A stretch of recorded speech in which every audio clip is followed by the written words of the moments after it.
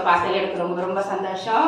இன்றைக்கும் ஒரு lunch routine தான் பார்க்க போகிறீங்க. லஞ்சுன்னா சாதாரணமான லஞ்ச் இல்லை, நல்லா சத்தான லஞ்சு. சத்தானன்னா உடம்புக்கு உறுதியாக இருக்கிறதுக்கும் கை கால் வலி போகிறதுக்குமான ஒரு சாப்பாடு நம்ம செய்ய போகிறோம். என்ன அப்படின்னா கொள்ளு வச்சுட்டு கடையல் பண்ண போகிறோம். கொல்லை வந்து வேக வச்சுட்டு கடைய போகிறோம். இந்த கொள்ளு கடையல் வந்து ரொம்ப ரொம்ப நல்லாயிருக்கும். சாப்பிட்றதுக்கு டேஸ்ட்டாகவும் இருக்கும், அதே சமயம் ரொம்ப ரொம்ப நல்லது உடம்புக்கு. இது சாதத்தோடையும் சாப்பிட்லாம். அது மாதிரி கேழ்வரகு களி வச்சுட்டு, நிறைய பேர் சுகர் பேஷண்ட் இருக்கீங்க இல்லைங்களா, அவங்க வந்து கேழ்வரகு களி கிண்டி வைப்பீங்க பார்த்தீங்கன்னா, அதுக்கு தொட்டு சாப்பிட்லாம். அப்புறம் வந்து கோதுமை சாதத்துக்கு சாப்பிட்லாம். இந்த மாதிரி நீங்கள் வெரைட்டியாக எது கூட வேணால் சாப்பிட்லாம். இந்த கொள்ளு கடையில் ரொம்ப நல்லா இருக்கும். இது குழம்பு மாதிரி தான் இருக்கும், கொஞ்சம் கெட்டியாக இருக்கும், அவ்வளோதான். நல்ல டேஸ்ட்டாக இருக்கும். நான் செய்கிற மாதிரி செஞ்சு நீங்கள் சாப்பிட்டீங்கனாலே உடம்புக்கு ரொம்ப சத்தாகவும் இருக்கும். கொள்ளு பருப்பு கடையல் அப்படிங்கும்போது அதில் என்ன ஸ்பெஷல் அப்படின்னா, ரொம்ப நாளாக கால்வலி கைவலின்னு இருக்கிறவங்க சாப்பிடும்போது நரம்பும் பலமாகும், அது மாதிரி எலும்புக்கும் பலம்.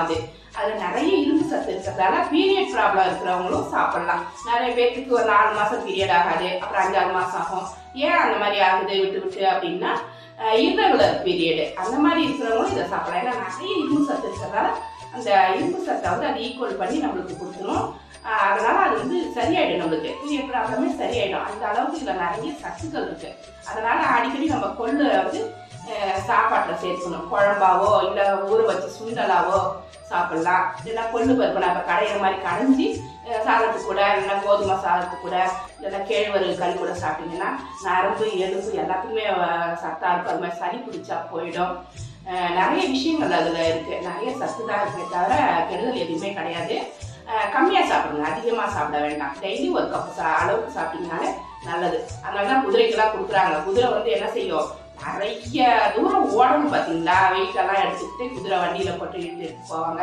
இந்த மாதிரி மேலே உட்காந்துட்டும் போவாங்க. ஆனால் ரொம்ப தூரம் சளைக்காமல் அது போகும். ஏன்னா இந்த கால் வலி இல்லாமல் அது ஓடுறதுக்கான சத்தை கொள்ளு தான் கொடுக்கும். ஏன்னா கொழுப்பை வந்து உடம்புல வந்து எங்கேயுமே தங்க விடாது.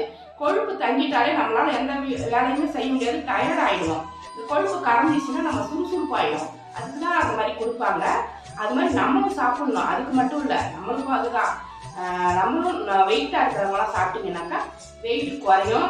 அது மாதிரி ரொம்ப சோர்வாக இருக்கிறவங்க சாப்பிட்டீங்கன்னா நல்லா சுறுசுறுப்பாக இருக்கும். அது மாதிரி வெயிட் குறைக்கிறவங்க கண்டிப்பாக வந்து துவையலாகவும் சாப்பிடுங்க, குழம்பாகவும் சாப்பிடுங்க. இல்லைன்னா அதை வந்து வேக வச்சுட்டு அந்த தண்ணி இருக்கு பார்த்தீங்களா, அதை சும்மா மிளகு தூள் உப்பு போட்டு குடிங்க. ரொம்பலாம் ரிஸ்க் எடுத்து நம்ம செஞ்சால் தான் செய்யணுமா, இதுவரை டெய்லி செய்யணுமே அப்படின்ற மாதிரி கூட இல்லாமல் நைட்டு கூட வச்சுருங்க. குக்கரில் கொஞ்சம் தண்ணியை ஊற்றிட்டு அப்படியே வேக வச்சு அந்த தண்ணியில் மிளகு தூள் உப்பு போட்டு நல்லா சூப் மாதிரி குடிச்சிக்கலாம். ரெகுலராக அது மாதிரி குடிக்கும்போது 2 நாளைக்கு ஒரு தடவை குடிச்சா கூட போதும். கொழுப்பெல்லாம் கரைஞ்சிரும். அப்புறம் காலெலாம் வீக்கமாக இருக்குது, உடம்பெல்லாம் அங்கங்கே நீர் போகிறதுக்கு வீக்கமாக இருக்கும், அவங்களும் குடிச்சிங்கன்னா கெட்ட நீர் ஃபுல்லாகவே விளைஞ்சிடும். சூப்பரான இந்த கொள்ளை வந்து நம்ம நிறைய மிஸ் பண்ணுறோம். அதனால் இன்னைக்கு கொள்ளு கடையில் தான் செஞ்சுருக்கேன். செம்ம டேஸ்ட்டாக இருக்குது. இதை சாதத்து கூட ட்ரை பண்ணுறேன்னா இன்னைக்கு. நீங்கள் வேணும்னா களி தந்துட்டு நீங்கள் சாப்பிட்டுக்கோங்க. வாங்க நான் எப்படி செய்கிறேன்னு பார்க்கலாம். அதுக்கு முன்னாடி நம்ம சேனலை சப்ஸ்கிரைப் பண்ணி வச்சுக்கோங்க. கூடவே இருக்கிற பெல் ஐக்கானை ப்ரெஸ் பண்ணி வச்சுக்கோங்க. வாங்க வீடியோக்குள்ளே போகலாம்.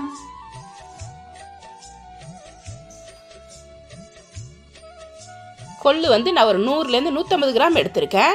நீங்கள் கம்மியாகவே எடுத்துக்கோங்க. வீட்டில் 4 பேர் அளவுக்கு இருந்தீங்கன்னா 100 கிராம் பருப்பே நிறைய வரும். ஏன்னா அது வேக வச்சு கடையும் போது நிறைய இருக்கும். அதனால் கம்மியாக எடுத்துக்கிட்டாலே வெந்து அது கடைஞ்சி வரும்போது அதோட பருப்போட அளவு வந்து அதிகமாகிடும். நல்லா குக்கரில் தண்ணி கொதிக்க போட்டிருக்கேன். நல்லா கொதித்த உடனே இந்த கொள்ளை வந்து நல்லா கழுவிட்டு கல் இல்லாமல் அரிச்சிக்கோங்க. கல் இருக்கும், அதை அரிச்சிட்டு போடுங்க. அது கூட புளி, பச்சை மிளகா, காஞ்ச மிளகா, மஞ்சப்பொடி போட்டு வேக வைக்கிறேன். தக்காளி ஒரு 3 தக்காளி போட்டுக்கிறேன். புளியும் போடுங்க, அப்போ தான் ரொம்ப நேரத்துக்கு கெட்டு போகாமல் இருக்கும்.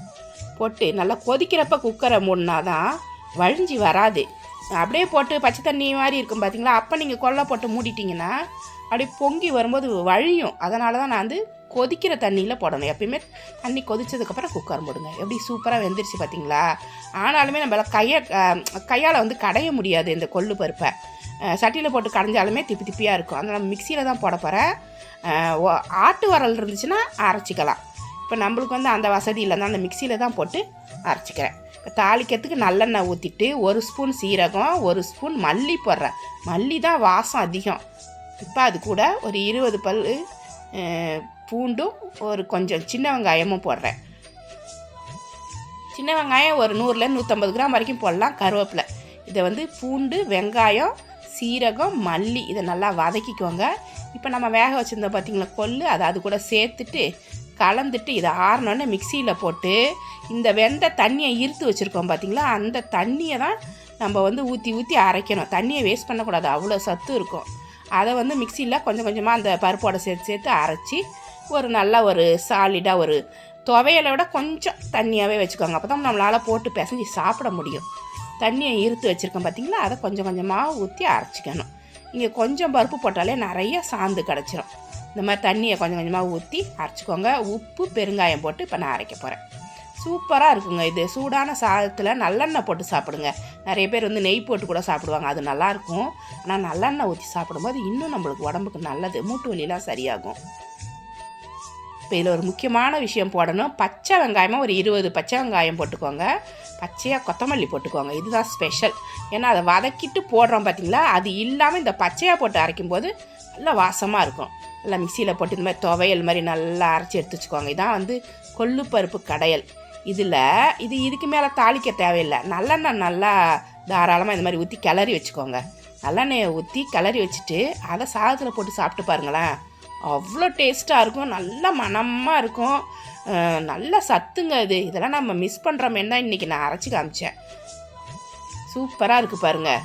பொரியல்லாம் நீங்கள் விருப்பப்பட்டீங்கன்னாக்கா கோஸ் பொரியல், பீட்ரூட் பொரியல், எந்த பொரியல் வேணால் இதுக்கு நல்லாயிருக்கும். ஆனால் நான் வந்து துவையிலே தொட்டுட்டு சாப்பிட்டு காமிக்கிறேன். செம்ம டேஸ்ட்டாக இருந்துச்சு. நான் உங்கள்கிட்ட காமிக்கிறேன் அப்படின்ட்டு இதுலேயே நான் பாதியை சாப்பிட்டுட்டேன். டக்குன்னு பசியில் வந்தேன்னா நல்லா பிசைஞ்சு சாப்பிட்டேன். நல்ல வாசமாக இருக்குது. நம்ம எல்லாமே வதக்கியும் போட்டிருக்கோம், பச்சையாக வெங்காயம் போட்டு கொத்தமல்லி போட்டு கடைஞ்சதால் செம்ம டேஸ்ட்டாக இருக்குது. இவ்வளோ டேஸ்ட்டான ஒன்றை மிஸ் பண்ணாதீங்க. நீங்களும் இது மாதிரி செஞ்சு பாருங்கள். செஞ்சு பார்க்குறதோட இல்லை, அடிக்கடி செஞ்சு குழந்தைகளுக்கும் ஊட்டி விடுங்க. அவங்களுக்கே தெரியாமல் நிறைய புரோட்டீன் சத்து, இரும்பு சத்து எல்லாமே குழந்தைகளுக்கு கிடைக்கும். நம்ம ஊட்டி விட்டால் சாப்பிட்ருவாங்க. அது மாதிரி நம்மளும் சாப்பிட்டு உடம்ப சுறுசுறுப்பாக வச்சுக்கணும். அதிகமாக மருந்து மாத்திரைலாம் எடுத்துக்காமல் இந்த மாதிரிலாம் நம்ம சாப்பிடும்போது டாக்டர்கிட்ட போக வேண்டிய அவசியமே இருக்காதுங்க. எல்லா சத்துமே கிடச்சிரும். கொள்ளு பருப்பு கடையில் சூப்பராக ரெடி ஆகிடுச்சு. நல்லா சுட சுட சாதத்தில் போட்டு சாப்பிடும்போது அவ்வளோ டேஸ்ட்டாக இருக்குது. இதுக்கு சைட் டிஷ்னு பார்த்தீங்கன்னா முட்டைக்கோஸ் பொரியல் நல்லாயிருக்கும், கேரட் பொரியல், பீட்ரூட் பொரியல், இந்த மாதிரி ஏதாவது பொரியல் வச்சு சாப்பிடும்போது செம்மையாக இருக்கும், டேஸ்ட்டாகவும் இருக்கும். செம்மையாக சூப்பரான இந்த கொள்ளு பருப்பு கடையல் சூப்பராக செம்மையாக ரெடி ஆகிடுச்சு பாருங்கள். இந்த ரெசிபி பிடிச்சிருந்தா நம்ம சேனலை சப்ஸ்கிரைப் பண்ணி வச்சுக்கோங்க. கூடவே இருக்கிற பெல் ஐக்கானை ப்ரெஸ் பண்ணி வச்சுக்கோங்க. லைக் பண்ணுங்கள், ஷேர் பண்ணுங்கள், கமெண்ட் பண்ணுங்கள். இவ்வளோ நேரம் என்னோடய வீடியோவை பார்த்தா எல்லாருக்குமே நன்றி. Thank you friends.